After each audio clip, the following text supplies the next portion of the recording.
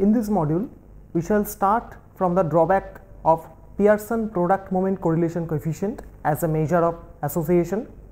Then we shall introduce the concepts of concordance and discordance, and hence provide the measure of Kendall's tau as a distribution free measure of independence or say dependence. In our next part, we shall discuss estimation of Kendall's tau in terms of U statistic and provide some properties. Lastly, we shall discuss how Kendall's tau can be used to test for the independence of bivariate samples. And lastly, we shall provide a distribution free test to identify the presence of trend in data, which is known as Mann-Kendall test.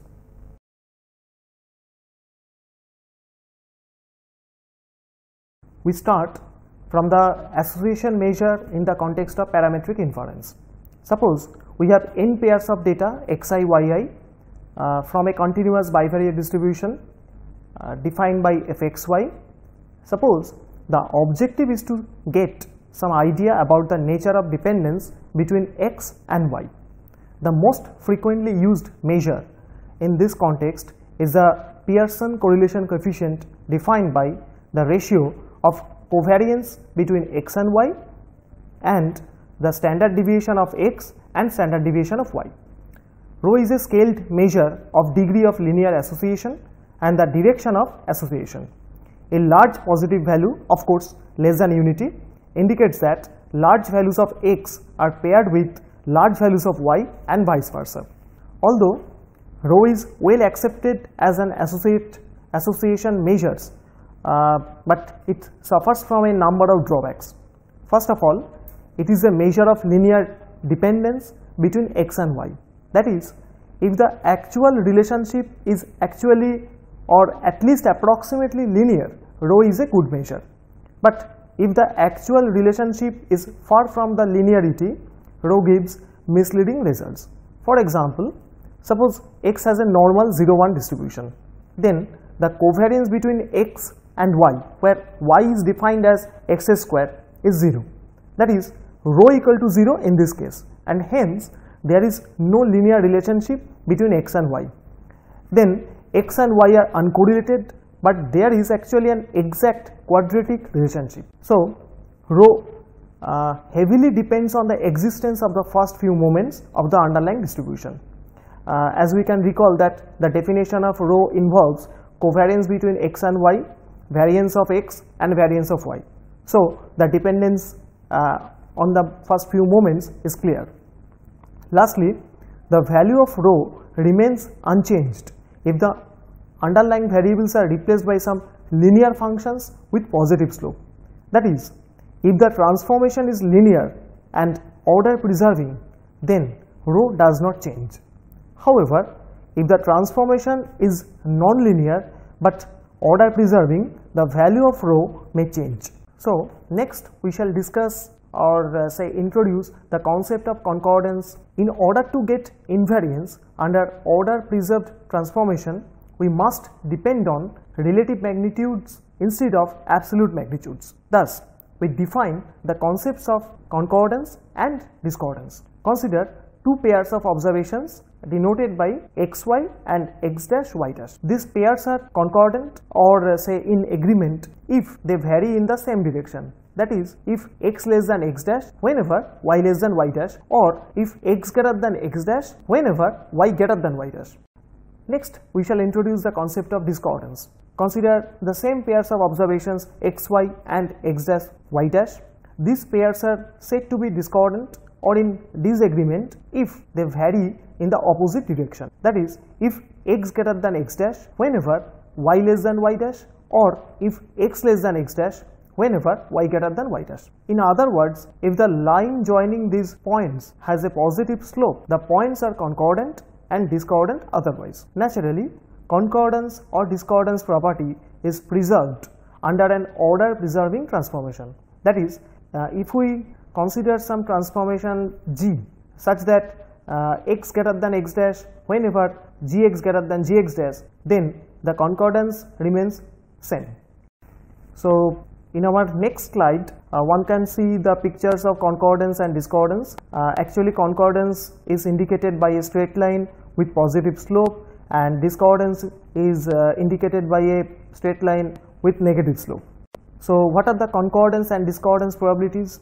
The probabilities of concordance and discordance are invariant under order preserved transformations, and hence a measure of association can be developed by the combinations of these probabilities. For any two independent pairs x1 y1 and x2 y2, the probability of concordance is defined as pi c, which is nothing but the probability of x1 greater than x2 and y1 greater than y2, or x1 less than x2 together with y1 less than y2, which can be restated as probability of the product x1 minus x2 y1 minus y2 is positive, or this probability is the same as probability y2 minus y1 divided by x2 minus x1 is positive. Thus, pi c can be looked upon as the probability that the straight line joining the random points x1 y1 and x2 y2 has a positive slope. Similarly, the probability of discordance is defined as pi d as probability x1 minus x2 multiplied by y1 minus y2 is less than 0. Since perfect association is either perfect concordance or perfect discordance, a difference between pi c and pi d measures the extent of association. The difference pi c minus pi d is defined as the Kendall's tau coefficient. If the marginal distributions are assumed to be continuous, then the probability that x1 equal to x2 is 0 and the probability that y1 equal to y2 is also 0. Then we have pi c plus pi d equals unity. Thus, we can express tau as twice pi c minus 1, which is the same as 1 minus twice pi d. Naturally, tau does not depend on the moments of the underlying distributions and hence is always defined. But the converse is not in general true, and hence we get a similarity with rho. However, for a bivariate normal population with correlation coefficient rho, independence is implied by tau equal to 0, and we all know that rho equal to 0 is an indicator of independence in bivariate normal population, and independence tau equal to 0 and rho equal to 0 are all equivalent. So to be specific, suppose xi yi I from 1 2 are IID observations from a bivariate normal distribution with means theta x theta y, variances sigma square x sigma square y, and correlation coefficient rho. Define u as x1 minus x2 divided by sigma x multiplied by square root of 2, and v as y1 minus y2 divided by sigma y multiplied by square root of 2. Then the joint distribution of uv is a standard bivariate normal with correlation coefficient rho. Thus, Pc, the probability of concordance, reduces to the probability that uv is positive, and using the properties of bivariate normal distribution, we get this Pc equals half plus sine inverse rho divided by pi. Then tau equals twice sine inverse rho whole thing divided by pi, and hence we get the desired relation. Next, we come to the estimation of Kendall's tau. Suppose we have data, say n pairs of data xi yi, and from a bivariate continuous distribution f. So in order to estimate Kendall's tau, we shall use the theory of U statistic. So we start with defining the sine function as sgn u equal to +1 if u greater than 0, equal to 0 if u equal to 0, equal to -1 if u is less than 0. Then we observe that the sine of x1 minus x2 and sine of y1 minus y2, that is the product, equals 1 if the product x1 minus x2 y1 minus y2 is positive, and it equals -1 if the same product is negative. Thus, the expected value of the product of sines of x1 minus x2 and y1 minus y2 equals the probability of the event that x1 minus x2 multiplied by y1 minus y2 is positive minus probability that the product x1 minus x2 and y1 minus y2 less than 0, which is nothing but pi c minus pi d, and we all know that this pi c minus pi d is defined as the Kendall's tau, which is indicated by tau. So next we shall introduce some another analogy with the Pearson's correlation coefficient. Actually, tau can be expressed as a product moment correlation coefficient. So for this we define Cij as the sine of xi minus xj and dij as the sine of yi minus yj. Assume that xi not equal to yj with probability 1 and yi not equal to yj with probability 1 for every I not equal to j. Then the summation of Cij square and the summation of dij square is nothing but n into n minus 1. Again, the sum of the cross product Cij multiplied by dij is nothing but twice c minus d. Thus, we can write u as summation Cij multiplied by dij whole thing divided by square root of summation Cij square multiplied by summation dij square. Thus, u is expressed as a simple correlation coefficient.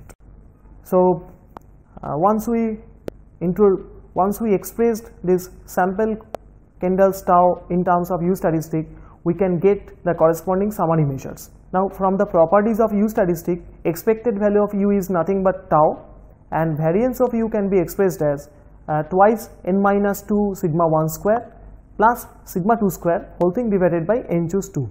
Now using the theory of U statistic and the notations already defined, phi 1 with arguments x1 y1 is the conditional expectation of phi given x1 y1. Then a little manipulation expresses that expected value, the conditional expectation of the product of sine functions is nothing but 1 minus twice f x1 infinity minus twice f infinity y1 plus 4 f x1 y1. Then sigma 1 square is nothing but variance of 1 minus twice f x1 infinity minus twice f infinity y1 plus 4 multiplied by f x1 y1. However, sigma 2 square is nothing but 1 minus tau square. Hence, for specific choices of f, the variance can be obtained. However, if we assume independence, that is fxy equal to fx infinity multiplied by f infinity y for all xy, then this 1 minus twice f x1 infinity minus twice f infinity y1 plus 4 times f x1 y1 has the same distribution as 4 times v minus half multiplied by w minus half, where v and w are IID rectangular 0, 1 variables. Thus, after a little simplification, we find that sigma 1 square is nothing but 1 by 9. Moreover, under independence, this tau equal to 0 and we get sigma 2 square as 1, and hence a little algebra gives the variance of u under independence as 4n plus 10 whole thing divided by 9n multiplied by n minus 1.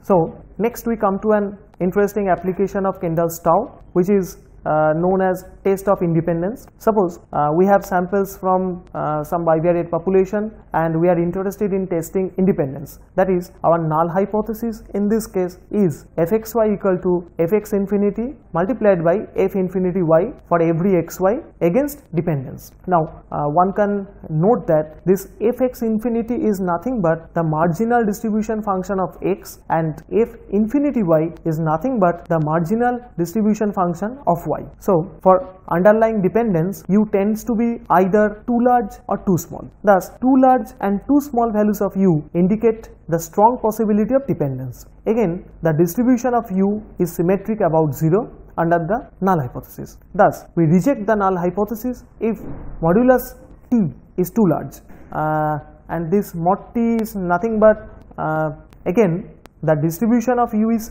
symmetric about 0 under the null hypothesis. Thus, we reject the null hypothesis if the absolute value of u is too large.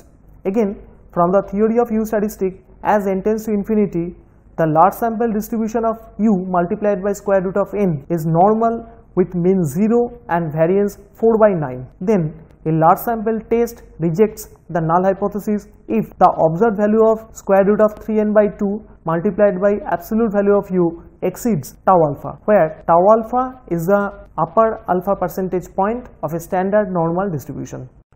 So after performing a test, suppose we have some data and we are interested to know the strength of the data. So we have to calculate p-values. Suppose small u is the observed value of capital U, then the one-sided p-values are probability u greater than equal to small u under null hypothesis, and we accept the null hypothesis if this p-value exceeds alpha. Again, if our alternative is fxy less than equal to fx infinity multiplied by f infinity y for some xy, then the one-sided p-value is probability capital U less than equal to small u evaluated under the null hypothesis, and we accept the null hypothesis if this p-value exceeds alpha. If we consider testing the two-sided alternative, that is fxy not equal to fx infinity multiplied by f infinity y for some xy, then the two-sided p-value is twice minimum of the p-values obtained earlier. We reject the null hypothesis if this p-value does not exceed alpha. Next, we discuss the effect of tied observations on this Kendall's tau. We have assumed continuity of each marginal distribution function to avoid ties, but in practice ties can occur within either or both samples. However, u is based on the quantities sin xi minus xj multiplied by sin of yi minus yj, and hence assigns a value 0 if a tie occurs.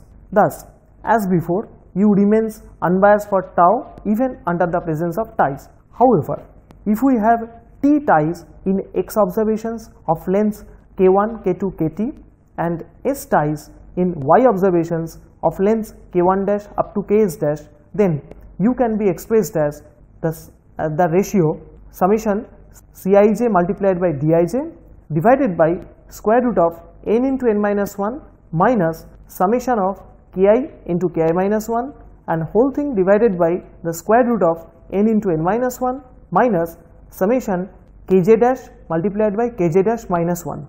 This modified u is often called Kendall's tau b measure.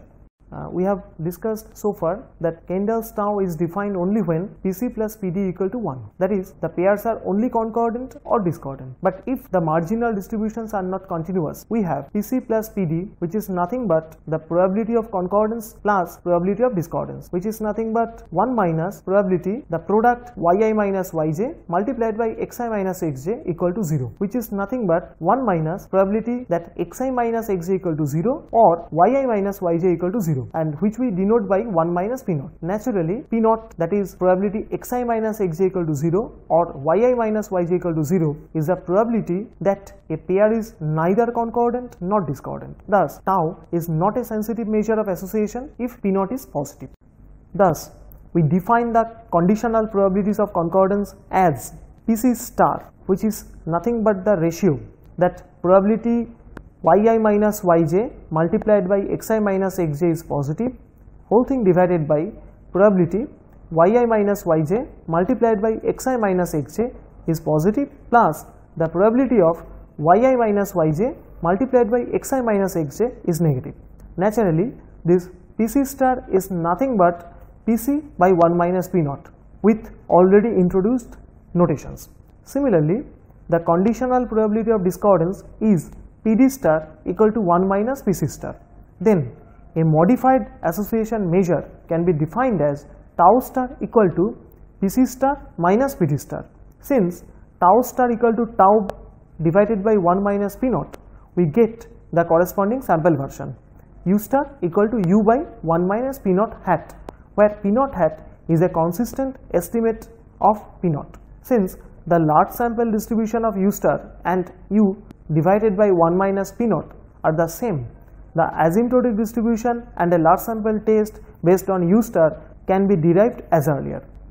Next, we shall discuss an application of Kendall's tau in real life.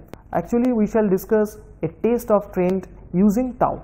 For data coming from some measurement process often show some trend, that is, observations in general depend on time. In the test of randomness, we have seen that a specific pattern of run indicates the presence of trend. Now, we shall discuss how Kendall's tau can be used to check the presence of trend. Suppose x indicates the time variable and y denotes the corresponding observation. Then an association between x and y might indicate a presence of trend, and this suggests to use Kendall's tau to serve the purpose. Suppose the x observations are time ordered, then the hypothesis of independence of the time ordered observations yi, I from 1 to small n, can be tested through tau. In such a case, we take xi equal to I running from 1 to small n, and define the statistic as u, or this u reduces to 1 divided by n choose 2 summation the sign of yj minus yi. Now, u is expected to be higher or lower according as the underlying trend is upward or downward. Thus, we reject the null hypothesis of the absence of any trend against the presence of an upward or downward trend if u is too large or too small. Note that the null distribution of u is the same as before.